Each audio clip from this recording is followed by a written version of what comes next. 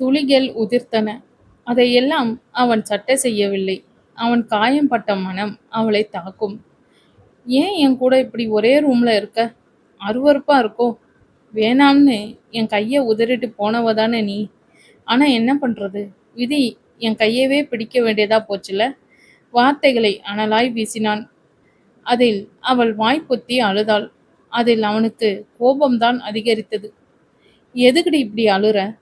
அதற்கு மேல் என்ன சொல்லியிருப்பானோ? விஜி கைகளால் காதை பொத்திக்கொண்டு தலையை இடமும் வலமும் ஆட்டிக்கொண்டு கத்தினாள். "ப்ளீஸ் அத்தா. ஐயோ என்னால முடியல. இப்படிலாம் பேசாதீங்க ப்ளீஸ். உங்க இடத்துல இன்னொருத்தனை என்னால நினைக்க கூட முடியல அத்தான். அதனால தான் நான் தற்கொலை பண்ணிக்கிற முடிவுக்கே போனேன் அத்தான். சத்தியமா நான் ஒரு நாளும் நீங்க இல்லாம வாழ மாட்டேன். ப்ளீஸ் அத்தான். அன்னிக்கு உங்க கையை விட்டு போனது தப்பு தான். என்னை மன்னிச்சிருங்க. நீங்க இப்படி பேசுறது எனக்கு மனசு வலிக்குது." விழிகளில் வழிந்த கண்ணீருடன் கூறினாள் விஜி. "உனக்கு வலி மட்டும்தாண்டி. ஆனால் நான் செத்துட்டேன்டி. என் கையை நீ உதறிட்டு போனப்போ, இன்னொருத்தனை கைப்பிடிக்க போனியே அப்போ, இதெல்லாம் கூட நான் தாங்கிட்டேன்டி. ஆனா இந்த இக்கட்டான சூழ்நிலையிலும் என்னை தேடி வராம சாவ தேடி போனியே, அப்பவே நான் முழுசா செத்துட்டேன்டி." இதை சொல்லும் போதே அவன் கண்களும் கலங்கியது. விஜி நிமிடம் கூட யோசிக்காமல் அவனை இறுக்கி அணைத்து கொண்டு கதறினாள். "இப்படியெல்லாம் சொல்ல வேண்டாம் அத்தா. எனக்கு என்னை தண்டனை வேணும்னாலும் கொடுங்க. என்னை மன்னிச்சிருங்க அத்தா." அவளின் அழுகை கேவலாக மாறியது தான். அவளை விலக்கி நிறுத்தினான். அதில் அவள் வேதனையுடன் அவன் முகத்தை ஏறிட்டாள். அதில் அவனும் துக்கம் கொண்டான் தான். ஆனால் ஆறுதல் சொல்ல வியலவில்லை. பக்கத்தில் இருந்த தண்ணீரை அவளிற்கு அருந்த கொடுத்தான். அதில் சற்று ஆசுவாசம் அடைந்தவள் அவனை பரிதாபமாய் ஏறிட்டாள். அவளிற்கும் என்ன செய்ய என்று புரியவில்லை. அவன் வார்த்தைகள் அவளை குற்ற உணர்விற்கு ஆளாக்கின. "நீ தூங்கு" என்று குணா சொல்லிவிட்டு நகர முற்பட்ட போது, "என்னை மன்னிக்க மாட்டீங்களா அத்தா?" "நான் யாரு உன்னை மன்னிக்க?" என்று அவள் கூறிய வார்த்தையை அவளுக்கே திருப்பி அடித்தான். இனி தான் பேசி பயனில்லை என்று உணர்ந்தவள் கட்டிலில் ஒரு ஓரத்தில் சென்று படுத்துக்கொண்டாள். குணாவும் விளக்கை அணைத்துவிட்டு மறு ஓரத்தில் படுத்துக்கொண்டான். இனிமையாய் சுகமாய் கடக்க வேண்டிய இரவை தங்களின் தவறான முடிவுகளால் இரு உள்ளங்களும் தனிமையில் உழன்றன, வேறு வேறு திசைகளில். குணா காலையில் கண் விழித்த போது அவளின் மனையால் குளித்து புத்தம் புது மலராக காட்சியளித்தாள். நேற்றைய நிகழ்வுகள் ஏதும் இல்லாதது போலவே நடந்து கொண்டாள். அது அவனை இன்னமும் ஆச்சரியப்படுத்தியது. அவன் எழுந்ததும், "குட் மார்னிங் அத்தான்" என்று சிரித்த முகமாய் காலை வணக்கம் தெரிவித்தாள். அவன் குளித்து முடித்து வந்ததும் தானே அவனுக்கு உடை உடுத்த உதவினாள். அவன் விலகினாலும் இவள் விலகவில்லை. ஒட்டிக்கொண்டே திரிந்தாள். அஞ்சலி சொன்ன தன் உரிமையை காட்டத் துவங்கினாள். அவன் கிளம்பி உடையை சரி செய்து பார்த்து திரும்பிய நேரம், "அத்தான், ஒரு நிமிடம்" என்று அவள் அவனை நிறுத்தினாள். அவள் வார்த்தைக்கு நின்றான். முகத்தில் எந்த உணர்ச்சியும் பிரதிபலிக்காது. அவன் முகத்தை தன்பால் திருப்பி, "I love you so much அத்தான். ஹாவ் எ நைஸ் டே" என்று கூறி உதட்டில் முத்தம் பதித்தாள். அதில் தடுமாறினாலும் எதையும் காட்டிக்கொள்ளாமலே உணர்ச்சிகள் துடைத்த முகத்துடனே சென்றான். அவளிற்கோ மகிழ்ச்சி கரை புரண்டது. பின்ன அவளை நிராகரிப்பான் என்று நினைத்தவள் அவளை ஏற்று நின்றதே அவனை இனி சமாளிக்க போதுமானதாக இருந்தது. மகாலட்சுமி என்டர்பிரைசஸ். குணா வழக்கமாக கையாளும் அன்றாட அலுவலர்களை பட்டியலிட்டு சொன்ன தன் செயலாளரிடம் கட்டளை பிறப்பித்துவிட்டு மின் அஞ்சல்களை பார்வையிட துவங்கினான். அப்பொழுது அவனின் அனுமதி வேண்டி அஞ்சலி காத்திருந்தாள். அவளை உள்ளே வந்து அமர சொன்னவன் தன் மின்னஞ்சல்களுக்கு பதிலை அனுப்பிவிட்டே அவளிடம் உரையாடினான். "சொல்லு அஞ்சலி, என்ன இவ்வளோ சந்தோஷமா இருக்க? என்னம்மா விஷயம்?" "ரொம்ப ரொம்ப சந்தோஷமான விஷயம் அண்ணா. ஒரு பிரபல பத்திரிகை நிறுவனம் இந்த வருஷம் அதிகமாக லாபம் தர கம்பெனிக்கு அவார்டு தர போகிறாங்க. அதில் நம்ம கம்பெனியும் ஒன் ஆஃப் தி கம்பெனி. அதில் என் நேம் ரெக்கமெண்ட் ஆகிருக்கு." "Wow, great Anjali. My best wishes for யூடா." "தேங்க்ஸ் அண்ணா. அப்பா கிட்ட சொல்லிட்டியாடா?" "இந்த விஷயமே அப்பா தான் அண்ணா சொன்னார். இந்த செரமனி இன்னும் 2 நாளில் கான்டாக்ட் பண்ண போகிறாங்க." "ரொம்ப சந்தோஷமாக இருக்கு அஞ்சலி. அப்போ அன்னைக்கு இருக்கிற கிளையண்ட் மீட்டிங்லாம் நான் போஸ்ட்போன் பண்றேம்மா. நீ அதுக்கு தேவையான ஸ்பீச் ரெடி பண்ணிக்கோ. சரி அண்ணா. இந்த விஷயத்த அம்மாக்கும், விஜிக்கும் நானே சொல்லிக்கிறேன். நீங்க சொல்லக்கூடாது. நீ ஏன் சொல்லுடா. நீ இதே போல எப்பவும் சந்தோஷமா இருக்கணும். தேங்க்ஸ் அண்ணா.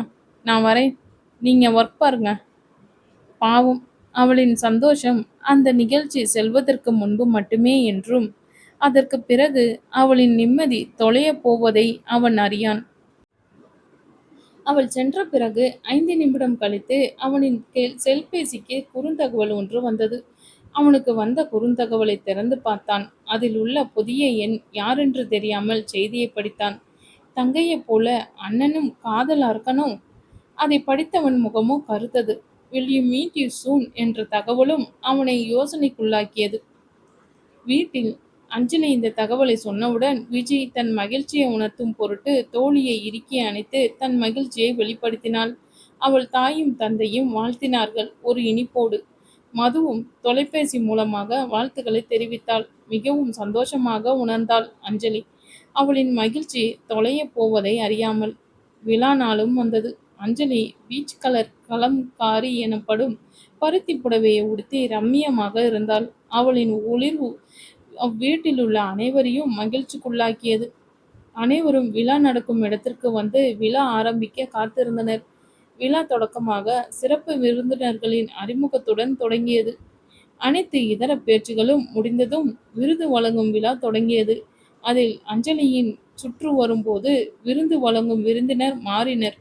அஞ்சலி அங்குள்ளவர்களின் ஒருத்தர் என கருதி மிகவும் சகஜமாக விஜயுடன் உரையாடி கொண்டிருக்கும் சமயம், the enterprises of the year goes to என்ற பிரத்யேகமான அந்த குரலில் ஸ்தம்பித்தாள். அவள் அவனாய் இருக்கக்கூடாது என்றுதான் நினைத்து மெல்ல விழி உயர்த்தி பார்த்தாள். ஆனால் அவள் எண்ணத்தினை பொய்யாக்கிவிட்டு அவனே நின்று இருந்தான். The enterprises of the year goes to Mrs Kavyanjali ரா என்று நிறுத்திவிட்டு அவளின் கண்களை நேருக்கு நேர் பார்த்து கொண்டு கூறினான். Mrs Kavyanjali Magizhvendhan. Let's come to on the stage. Mrs Kavyanjali Magizhvendhan என்று கர்வமாக கம்பீரமாகவும் கூறினான். அதில் அவள் நிலை குலைந்து நின்றாள். அஞ்சலி என்று கர்ஜித்து அவளின் அதிர்வை விரட்டி அவளை செல்ல சொன்னது அவளின் தமையனின் குரல். அவள் கால்கள் இரும்பு குண்டை கட்டியது போல் நகர மறுத்தது. ஆனால் மறுநிமிடமே தான் ஒரு தொழிலதிபர், அதற்கான விருதையே வாங்க செல்கிறோம் என்று நினைவில் கொண்டு வந்து மிகவும் தெளிவாக நிமிர்வாகவும் சென்று வாங்கினாள் விருதை. வெளியே கம்பீரமாகவும் காட்டிக்கொண்டாள்தான். ஆனால் உள்மனம் அவனின் அருகாமையில் வெகுவாய் போராடியது.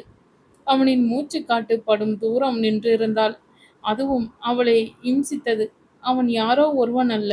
அவன் மகிழ்வேந்தன். அவள் எண்ணத்தின் நாயகன். அவனை உயிருக்கு உயிராய் காதலித்தவள். ஓ, அவன் இவளால் காதலிக்கப்பட்டவன். பூ போன்ற மென்மையான காதலால் அவனை போற்றி வந்தவளை தன் துரோகத்தால் காதல் அரக்கியாய் மாற்றியவன். நாயகியின் நாயகன் மகிழ்வேந்தன். அஞ்சலி விருதை வாங்கியவள் எப்படி வந்தாள், எங்கு வந்தாள் என்பதே நினைவில் இல்லை.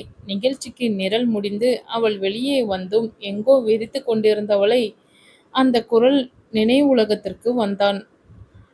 எப்படி இருக்கீங்க பொண்டாட்டி? சாரி சாரி, மாஜி பொண்டாட்டி. அவன் வார்த்தையில் மட்டுமல்ல, பார்வையிலும் அனல் தெறித்தது. அவனின் அந்த வார்த்தையில் அஞ்சலி நிமிர்ந்தாள். தன் கம்பீரம் தலை தூக்க கேட்டாள். அதை கேட்க நீ யாருடா? என்ன உரிமையில கேட்குற?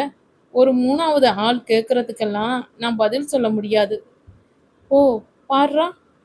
அப்போ என் உரிமை காட்டிட்டா போச்சு. என்ன பொண்டாட்டி, காட்டிரவா?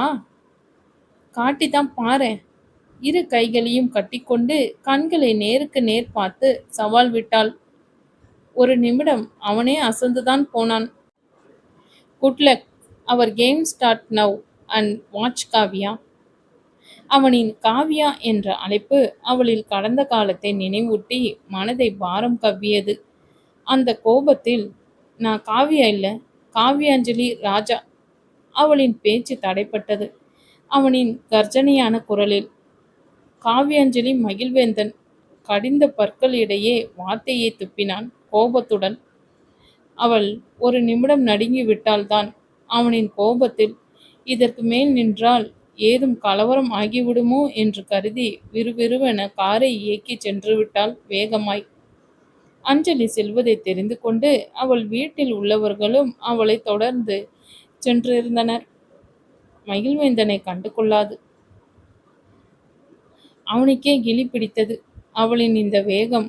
அவள் பத்திரமாய் வீடு சேர வேண்டுமே என்று துடித்து அவன் முகம் வேதனையை பிரதிபலித்தது.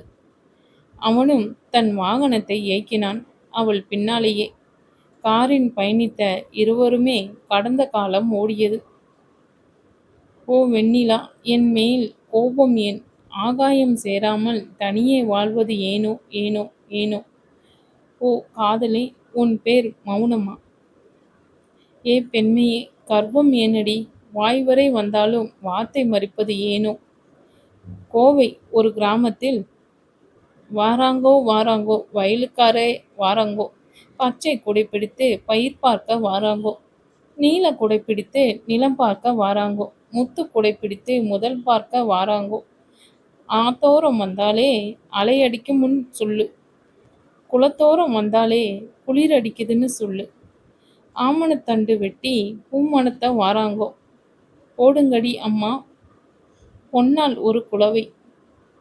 ஆடிப்பட்டம் ஆரம்பம். வயல்களில் நெற்பயிரிடும் முன் நெல் முத்துக்களை வணங்கும் பொருட்டு பாடல் பாடி நட ஆரம்பித்தனர். எங்கடி சிந்தாமணி, ராஜாமணி, உங்களை நாற்று நட சொன்னா எங்கடி நிமிந்து நிமிந்து பார்த்துக்கிட்டு இருக்கீங்க?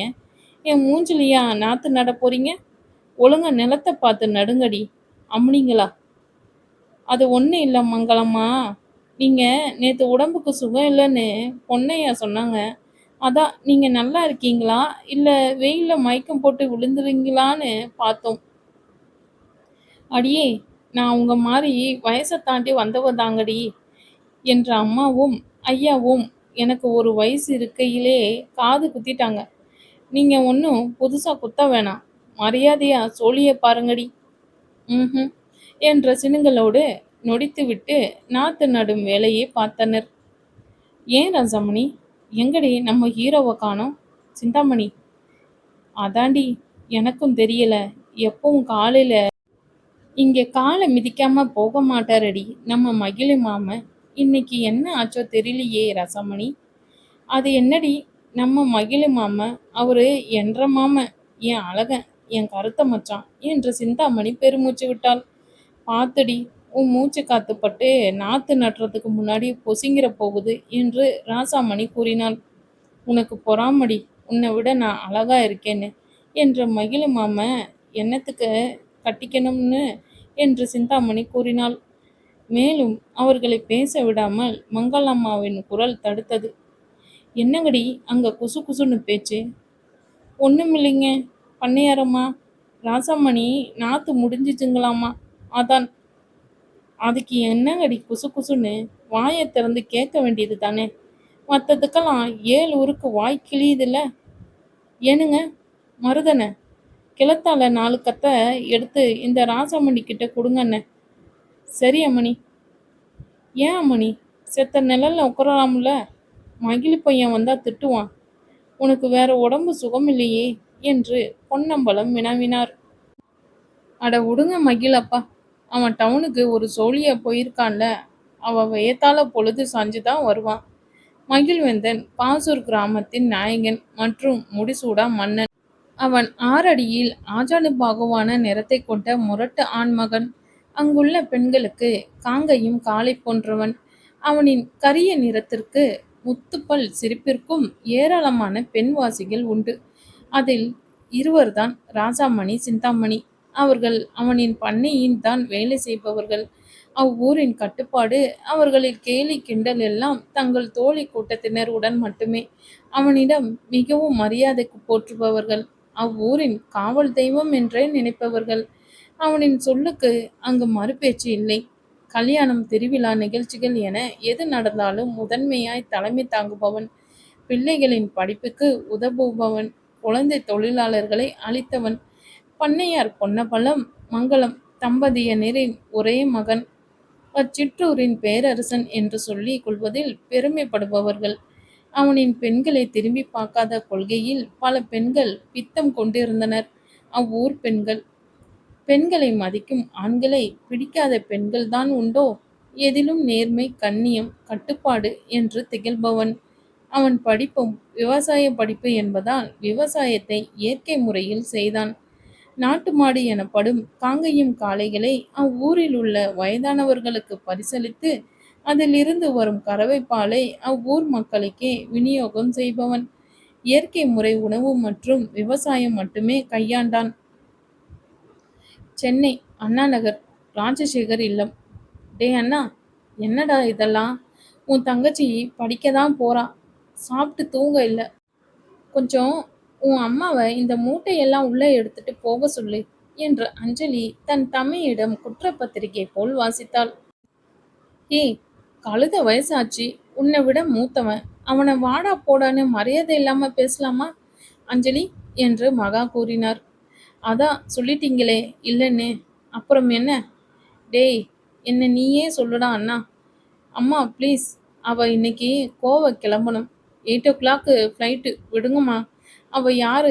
என் தங்க தானே என்று குணவர்மன் தங்கைக்காக பரிந்து கொண்டு வந்தான். நீயும் உங்க அப்பாவும் இவளுக்கு அதிகமா செல்லம் கொடுக்குறீங்க, அதான் இப்படியெல்லாம் பேசுறா. விடுங்கம்மா, சின்ன பொண்ணு, சந்தோஷமா இருக்கட்டுமே. பின்னாளில் எப்படியும் மகிழ்ச்சியை தொலைக்கப் போகிறாள் என்று தெரிந்ததோ என்னவோ குணா அப்படி சொன்னான். அறியார் யாரோ அவளின் இந்த கோவை பயணம் அவள் வாழ்க்கை பாதையை மாற்றப் போவதை யார் அறிவார்? அவளின் இந்த கோவை பயணம் கூட குணாவின் உதவியால் தான் அவளுக்கு பயணப்பட முடிந்தது. இல்லையெனில் அவளின் சென்னை வாசம்தான் தொடர்ந்திருக்கும். அதனாலேயே பின்னாளில் அவனும் வருத்தம் கொள்ளப் போகிறானோ? குணாவும் அஞ்சலியும் சென்னையிலிருந்து கோவை வந்தடையும் போது இரவு மணி 11. அஞ்சலியை அவளுடைய சிநேகிதியின் மஞ்சு வீட்டில் விட்டுவிட்டு தான் மட்டும் ஹோட்டல் அறைக்கு சென்றான். தங்கையின் பாதுகாப்பு கருதி இந்த ஏற்பாடு. மஞ்சு, தேன்மொழி, அஞ்சலி மூவரும் மேல்நிலைப் பள்ளியில் இருந்து ஒன்றாக படித்தவர்கள். மஞ்சு, தேன்மொழி இருவரும் தங்கள் கல்லூரியின் மேன்படிப்புக்கு உதவும் வகையில் பல சிறப்பு வகுப்புகளுக்கு சென்னையில் இடம் கிடைத்திட அவர்கள் சென்னையில் அஞ்சலியுடன் ஒன்றாக படித்தனர். 2 வருடம் என்று இல்லாமல் பல வருடம் பழக்கம் போல் நெருக்கமான தோழிகளாக இருக்கின்றனர். அஞ்சலி அதனாலேயே அவர்கள் தேர்ந்தெடுத்த கல்லூரியிலேயே தானும் சேர்ந்ததால் மிக பெரிய போராட்டத்துடன் கோவையில் உள்ள பிரபல பொறியியல் கல்லூரியில் சேர்ந்திருந்தாள். தேன்மொழியின் இல்லம் பாசூர் கிராமம் என்பதால் இரவு நேரம் வாகனமோ பேருந்தோ கிடைப்பது சிரமம். அதனால் இந்த ஏற்பாடு. அடுத்த நாள் அஞ்சலி தன் தோழிகளுடன் கல்லூரிக்கு சென்றாள். அவளுக்கான தங்கும் விடுதி மற்றும் இதர செலவுக்கான பணம் என்று தன் தங்கைக்கான எல்லா விதமான ஏற்பாடுகளையும் செய்துவிட்டு அவள் தோழிகளிடமும் அவளை பார்த்து கொள்ள சொல்லி ஏதேனும் அவசர சமயங்களில் தன்னை தொடர்பு கொள்ள வேண்டி அவர்களிடம் தன் கைபேசி எண்ணையும் கொடுத்துவிட்டு சென்றான் குணா. அவளின் தோழிகள் கூட கிண்டல் அடித்தார்கள், பாசமலர்கள் என்று. அதையெல்லாம் அஞ்சலி சட்டை செய்தால் தானே? ஆமாம், அப்படித்தான் என்று இயல்பாக அழுத்தமாக சொல்லி சென்று விட்டாள். அஞ்சலி கல்லூரிக்கு சென்று 3 மாதம் ஓடிவிட்டது. அன்று ஞாயிற்றுக்கிழமை. தேன்மொழியும் அஞ்சலியும் விடுதி வாசத்தில் இருந்ததால் மஞ்சு மட்டும்தான் இல்லத்தில் இருந்து வந்தாள். மூவருமே அன்று கடைவீதி செல்ல திட்டமிட்டனர். தேன்மொழியின் ஊரில் நடைபெறும் திருவிழாவில் கலந்து கொள்ள புடவை எடுக்கச் சென்றனர். கிராமத்து திருவிழாவின் போது புடவை உடுத்துவதற்காக அவர்கள் சென்றது தி கலர்ஸ் ஷோரூம். அங்கு அவர்கள் மூவரும் தங்களுக்கு தேவையானதை எடுத்து அதை பில் போட கொடுத்துவிட்டு காத்திருந்தனர். அப்பொழுது என்ன தென்மொழி, தனியா கடைக்கெல்லாம் வந்து பழகிட்ட போல என்ற காந்த குரலில் திரும்பினாள். மகிழ்வேந்தன் நின்று இருந்தான். அது அது நான் தனியா வரல அண்ணா, என் ஃப்ரெண்ட்ஸ் கூட தான் வந்தேன், திக்கி திணறி கூறினாள். அவளின் தடுமாற்றம் அஞ்சலிக்கு கோபத்தை விளைவித்தது. ஏன், எங்களை பார்த்தா மனுஷங்களா தெரியலையா? தேன்மொழி மட்டும்தான் தனியா கடையில இருக்காளா என்ன? துணுக்குத்தனமாக கேட்டாள் அஞ்சலி. அவளின் அந்த கேள்வியில் தேன்மொழி, மகிழ்வேந்தன் இருவருமே அவள் புறம் திரும்பினார்கள் அதிர்ச்சியுடன். இருவரும் வெவ்வேறு அதிர்ச்சி. தேன்மொழி தன் ஊரில் உள்ள ஒரு பெரிய பொறுப்பில் இருக்கும் ஒருவனை மரியாதை இல்லாமல் கேள்வி கேட்கிறாளே நாளை அவள் வீட்டில் இந்த விஷயம் தெரிந்தால் யார் பதில் கூறுவார்கள் என்கிற பயம் என்றால் மகிழ்வேந்தனுக்கோ தன் அத்தை மகள் மதுமதி போன்றே அச்ச அசல் அவளை பார்ப்பது போன்றே இருப்பவளை பார்த்து அதிசயித்து நின்றிருந்தான். அவன் ஸ்தம்பித்து நின்ற நிலையில் அஞ்சலி தன் தோழியை அழைத்து கொண்டு சென்றிருந்தாள். அவர்கள் சென்று 2 நிமிடம் கழித்தே நினைவிற்கு வந்தவன் அவர்கள் சென்ற திசையை பார்த்தான். அவர்கள் சாப்பிடுவதற்காக சென்று கொண்டிருந்தனர். ஏன் அஞ்சலி இப்படி பேசுன? அவர் யார் தெரியுமா? தேன்மொழி கேட்டாள். யாரு? இந்த ஊருக்கெல்லாம் மைனர்னு சொல்லிக்கிட்டு காலரை தூக்கிட்டு நான் இந்த ஜில்லாவுக்கே பிரசிடென்ட் அப்படின்னு சொல்லுவாங்களே அவங்களா? யாருடி? அஞ்சலி குறும்பாக கேட்டாள். அஞ்சலி, எப்படி அஞ்சலி இவ்வளோ கரெக்டா சொல்ற? ஆச்சரியப்பட்டாள் தேன்மொழி. ம், நீ என்னடி சொல்ற என்றாள் அஞ்சலி. நீ சொன்னதெல்லாம் உண்மைன்னு சொல்றேன் என்றாள் தேன்மொழி. அப்போ என்ன பஞ்சாயத்துல நிக்க வச்சு முட்டி போட சொல்வாரா? இல்ல கை ரெண்டையும் மேல தூக்கி பெஞ்சு போல நின்னுன்னு சொல்லுவாரா? என்னடி சொல்லுவாரு என்று கிண்டலாக வினவினாள் அஞ்சலி. விடுடி, அதான் அவளை பத்தி தெரியுமுல, மஞ்சு கூறினாள். இல்லடி, இத பத்தி என் வீட்ல கேட்டா என்னடி சொல்ல? அவர் எனக்கு ஒரு வகையில் அண்ணன் முறை ஆகுதுடி. அண்ணன் தானடி உனக்கு? ஏதோ உன்னை கட்டிக்க போற முறை மாமா மாதிரி பயப்படுற. அஞ்சலி, தேன்மொழி தன் பொறுமையை கைவிட்டு கத்தினாள். Okay, cool cool honey, cool என்று அஞ்சலி சிரிப்புடன் அவளை சமாளித்தாள். இவர்களின் உரையாடலை மறைவாக நின்று கேட்டுக்கொண்டிருந்தவன் மனதிற்குள்ளேயே சிரித்தான். அவளுக்கு தெரியாமல் அவளை தன் கைபேசியில் புகைப்படம் எடுத்துக்கொண்டான். அவளை யார் என்று தெரிந்து கொள்ள வேண்டி.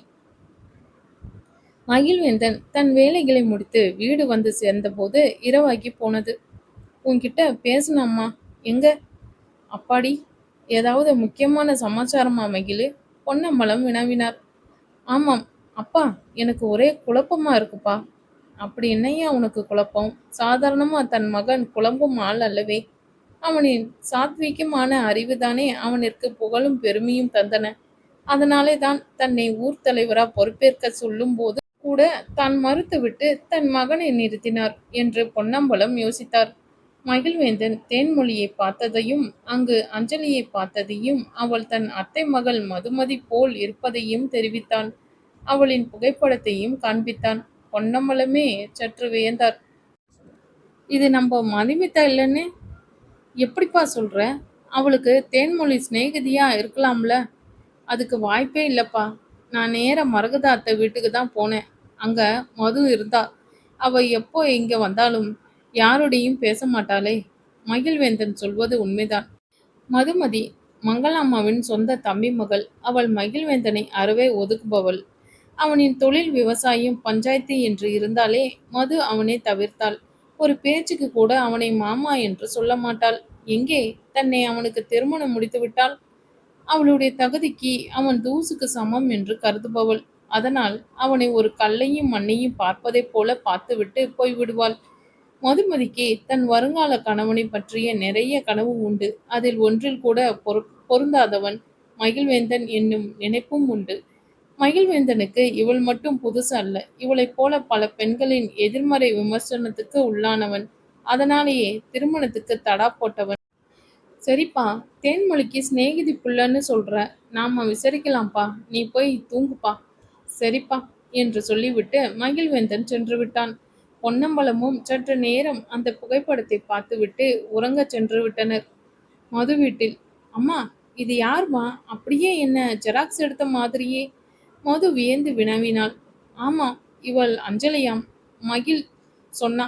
உடனே எனக்கே ஆச்சரியமா போயிடுச்சுடி. மது, என்னாலையும் நம்ப முடியலடி. உங்க அப்பாவும் ஒரு நிமிஷம் அசந்து போயிட்டாரு. அவருக்கு இது ஆச்சரியம் தானடி மது, மரகதம் கூறினார். இவன் நம்ம ஊர் இல்லடி மது, சென்னையாம். அம்மா அப்பா ஒரு அண்ணன் இருக்கானாம். ஏதோ மகாலட்சுமி என்டர்பிரைசஸ்னு ஒரு பெரிய கம்பெனிக்கு சொந்தக்காரியாம். அவங்க குடும்பமும் நல்ல குடும்பமாம். உங்க அப்பா 2 நாளா நம்ம மகிழ உருட்டி அவன்கிட்ட இருந்து வாங்கிட்டு வந்தது தான் அவளை பத்தின விவரம். என்னது, 2 நாள் ஆச்சா? ஏம்மா என்கிட்ட சொல்லல? அந்த பொண்ணை பத்தி தெரியாம சொல்ல வேண்டான்னு தான். இப்போ எங்க இருக்காளாம் அஞ்சலி? கிருஷ்ணாம்மாள் இன்ஜினியரிங் காலேஜில் படிக்கிறாளாமா. என்னை விட சின்ன பொண்ணாம்மா? ஆமாம், உன்னை விட 3 வயசு சின்னவ தான். நான் நாளைக்கே போய் பார்க்க போறேன்ம்மா. சரி, பார்த்து பத்திரமா போ. நாளைக்கு உங்க அப்பா டவுனுக்கு தான் போறாரு. அவர் கூடவே போயிடு. அவர் கூடவே வா. சரியா? ஆமாம். நான் இப்போ தான் சின்ன குழந்தை. இன்னும் என்ன வெளிய தனியா அனுப்பாதீங்க. சினுங்கிக் கொண்டே சென்று விட்டாள் மது. அவள் சொன்ன மாதிரியே அஞ்சலியை கல்லூரியில் சந்தித்தாள் மது.